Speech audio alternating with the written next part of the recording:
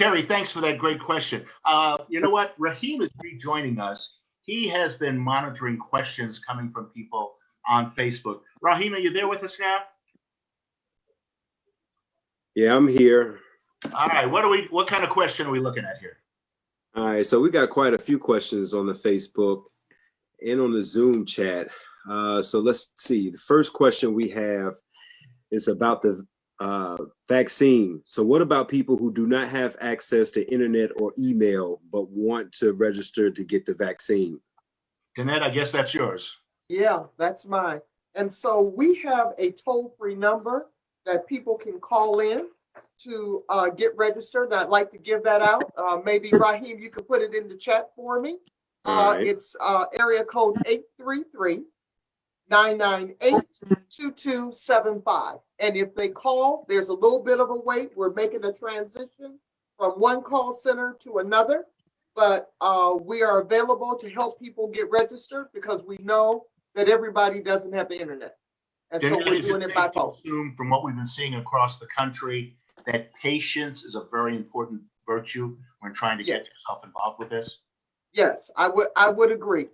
You know, I would say here in Nebraska, we are moving as fast as we can. I think that there is an assumption that the state has a big refrigerator somewhere and we have all the vaccines there. But that's not how it operates. The department simply makes the orders into the federal system, and the federal system gets it out to those particular providers. And we make sure at the state level that the process is indeed moving smoothly. And so we're working hard to make sure that we get those vaccines out to everybody. All right, thanks, Dannette. Raheem, you got another question there for us? Oh, yeah, we do. So the next question was more involved in one of your earlier conversations. So the question is, do we need to revisit reparations to try and acquire more wealth since the Japanese, Native Americans, Alaskans, and others were paid millions for the wrong done to them? Do you think the descendants of slaves should have free education, no interest loans for starting businesses, and free health care? Very big question. Eric, I see you nodding vigorously over there. Want to take a shot at it? There should be some form of reparations provided. Now, the biggest problem that folks keep saying is, how are we going to determine, who's eligible and who's not?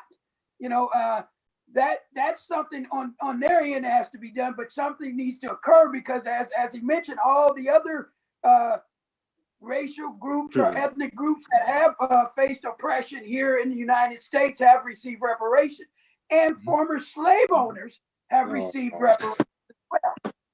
So, I do believe that some form of reparation, whether it's through free education or something else, there should be some reparations provided because, everyone keeps saying 401 years. It's 402 actually. That a lot of free labor has been received, and there has not been any reparations for that. And there continues to be that occurring with our prison system. Now we can say that that folks are there, but there's a disproportionate number of brown and black people that are incarcerated that are basically still providing a form of free labor. So yes, I definitely believe that reparation should be provided. Is that known as the peonage system? Well, I know it was known at one time. What was it called? Gosh, I can't think of the chain gangs.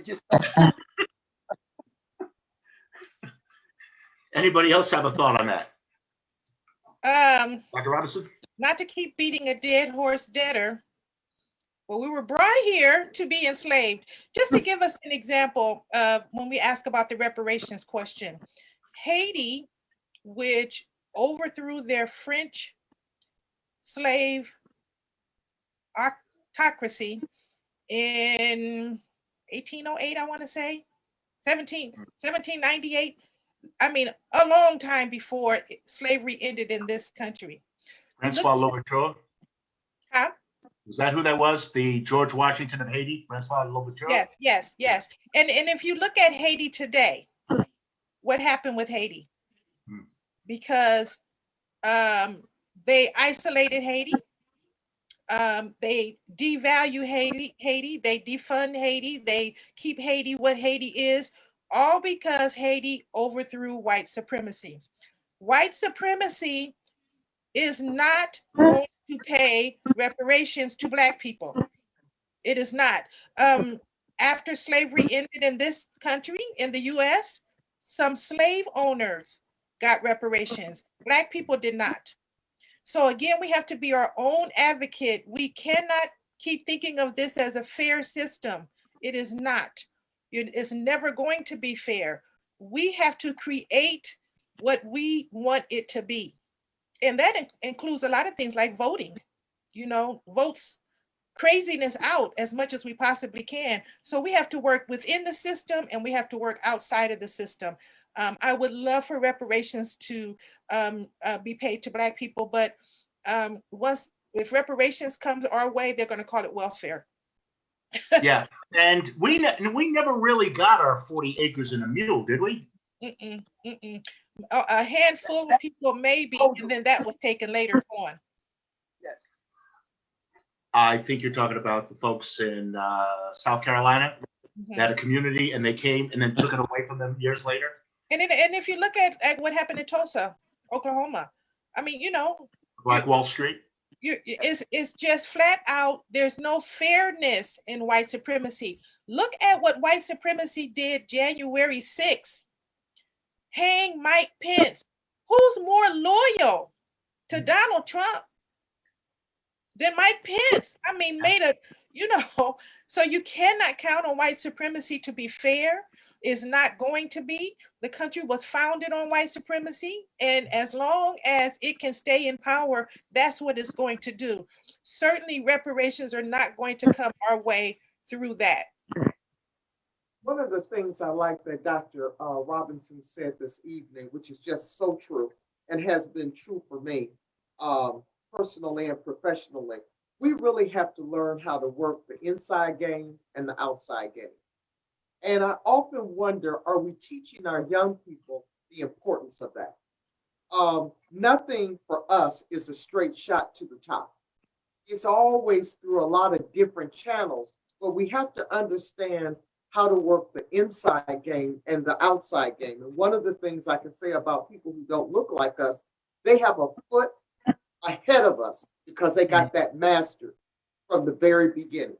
Whereas we don't have that. And I think it's so important that our young people understand that the ability to get a job is good. And it may certainly look like you're going to get to the top, but there's something about getting seasoned in each one of those areas in your career, as well as personally, before you get there to the top. It's really about mastering that inside game and the outside game. Dr. Robinson, I just thought that was a good point. It's so important. It's a great point. Hey, Raheem, so important. You got like one more good question because I'm watching the clock here. How are we doing on another question? We got a lot more good questions, but let's see. Okay. So this is more directed towards Dannette, but I think it could be open for all the other panelists. So tell us about the emerging state collabs with North Omaha for development. So I think that gets back to what I was talking about earlier, about some of the work that a group of us are doing in North Omaha with folks from North Omaha. It's the state, my department, and Tony Goins, and folks from North Omaha, again, looking at those key points that I talked about: entrepreneurship, developing economic development opportunities there in North Omaha. There's a group of us who we'll be having a conversation with the governor to talk about what we think the next steps are. And I don't want to go into all of that because the group, we haven't finalized and solidified everything. But I really want people to know that there are some people in North Omaha that care about North Omaha. And I know they have before we even got here. It's just been one of those agenda items on the governor's plate about what we need to do in North Omaha to make it better. And so we're working with folks from that community. The clock on the wall is saying it's time for me to wrap this up. You folks have been a fantastic panel. I loved it. And in fact, if you ever have a need of an MC for one of your events, some kind of forum where we're discussing stuff, I would love to join you. Okay. Let me make sure everybody knows who we had here. We had Dannette Smith. She's the CEO of Nebraska Department of Health and Human Services. Dr. Cynthia Robinson, Chair of the Department of Black Studies from UNO. And Eric Ewing, Executive Director of the Great Plains Black History Museum. And of course, Raheem Sanders. Hey man, it was good working with you, man. It's the first time. It's good. Likewise, my good man. We're going to do it again. I was about to say, we got to take this act on the road. Indeed. Before we let them go, I want to bring one more person into this. Tim Clark, he's the guy who brought us all together. And Tim, I think you had some parting words you want to share with us. Hey, thanks. Thank you so much, Michael. I appreciate did a great job this evening. I want to thank all of our panelists. Thank you for that very in-depth conversation and dialogue. One of the things, just before we close, we're doing good with time, but if we could, as we try to really have meaningful, sometimes difficult conversations on this platform, moving people to action, but very pointed and focused to solutions. And I heard some action. I heard some action in terms of just, hey, we got to look inward versus outward. This whole thing of reparation. What are you waiting for? It ain't going to happen. If you could summarize in terms of 60 seconds, just each one of you, as we look at what people can actually do, put their arms around. I know 60 seconds is not a lot of time, but just try to summarize our way forward as a people. And really, if you could, if you want to speak to really not as so much as a people, but also white folks out there that want to know, want to do better, and want to be a part of the solution, because other folks are on this Zoom and on social media that how do we do better? So who want to start? Well, Eric, I think you're going to have to do it. Yeah, because I Who else only the way, believe Eric? I just say support. You don't have to necessarily like a person to work with a person. We've got to set our personal dislikes aside and whatnot and be able to work for the better good of the whole. Because without that, we're going to find ourselves back here 20 years, our children having these very same conversations. So we're going to have to put our own personal issues aside and find a way so we can work together, because we're all in this together. Hey, how do we support you, Eric? You lead an organization in North Omaha. Let's put your information on the screen. How do we support what your endeavors? Well, number one, I say support me by visiting us. Come to see what we have to offer, because funders don't fund places that don't have people visiting. We provide virtual events, and we make ourselves available to people. We are here to serve the community. We're here to be a resource. What's your website? Give them your information. Find us at on Facebook at Great Plains Black History Museum. They can find us. Our website is gpblackhistorymuseum.org. And you can call me at area code 402-932-7077. That's the action. How about you, Dr. Robinson? What way forward? Know your history. Know your history, know your greatness. I really, truly do believe that. And that will get us up out of this. At least, for one, it helps us sustain ourselves through this struggle. Knowing our history, I think, will help us learn to get along better. And understanding white history, understanding white American history, and understanding what has happened over the years in this country with white American history. I think all of that will help us get through all of this. And don't forget to vote. Yeah, I don't know if I heard you say this, but in terms of knowing, if you understand white supremacy, you will better understand Black history. Absolutely, and you'll stop believing in white supremacy. Study it. You'll stop following it. There you go, CEO Smith. So what I would say is be open to possibility. and be about the action and getting things done. So Wow. often we talk a lot, but there's no action behind the word. And we say we support one another, but when we come to ask each other for help, it's not always there. So be open to possibility, be positive about the things that we can do together to support each other, and be in action about it. All right. Right on. Hey, Dr. Robinson, I have one final question for you. You said we need to know our history. I just found out this morning doing some reading that Benjamin Banneker did not design Washington, D.C. Do you know? I don't know No. about that. No, I don't know that. I Do we know have it's any Harvard. fact finders? It was a guy named Pierre L'Enfant. But there is a very good book by Tony Browder, Anthony T. Browder, called Egypt on the Potomac, and really anything by Anthony T. Browder. What we will see is that Washington, D.C. Was designed with Egypt in mind. And not Arab invaded Egypt today, but ancient African Egypt. So there's that connection. Because it was laid out in quadrants. It was laid out in quadrants, and all of it, the obelisk, all of that is Egyptian. All of it is African. As you can see, I have a weird reading list myself.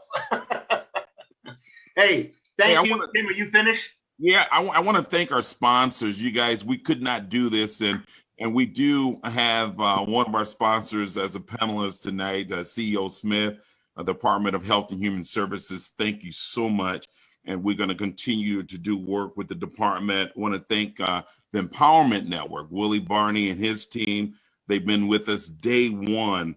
Douglas County Health Department, FizMed, JanPro, Cleaning Services, then Quality Clinical Research as our sponsors this evening. And then, of course, we couldn't do this without our team, our MP to Action team, Jessica Clark, Raheem Sanders, and our special guest for this evening, Michael Scott. And Michael, I tell you, just for the ones that don't know, but Michael has just had a very enriched career in terms of interviewing, anchoring, and I really thank you, Michael, for the check is in the mail.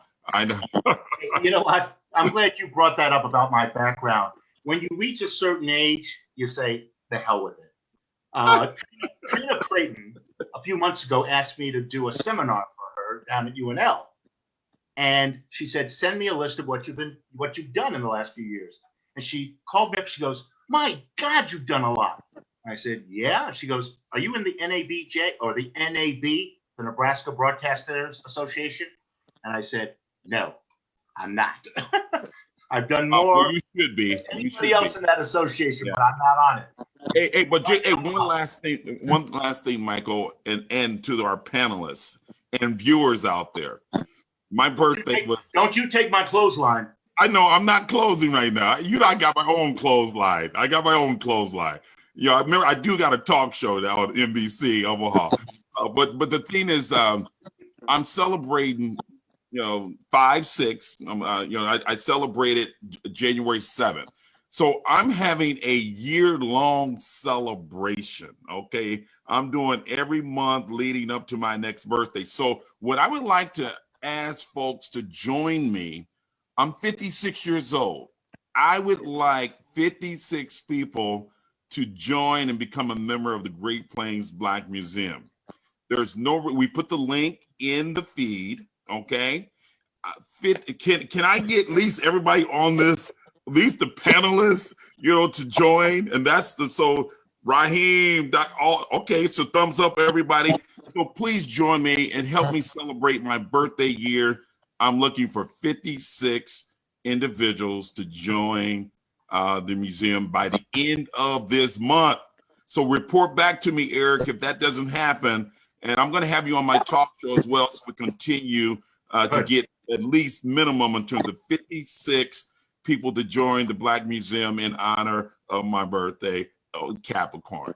All right. I'm all done, Michael. Go ahead and do your classic close, okay? Nobody want to take your close. No. Well, first of all, Cynthia, I want you to know, I've been fighting the urge the last 15 minutes to touch my hair, but you have me so self-conscious about it now.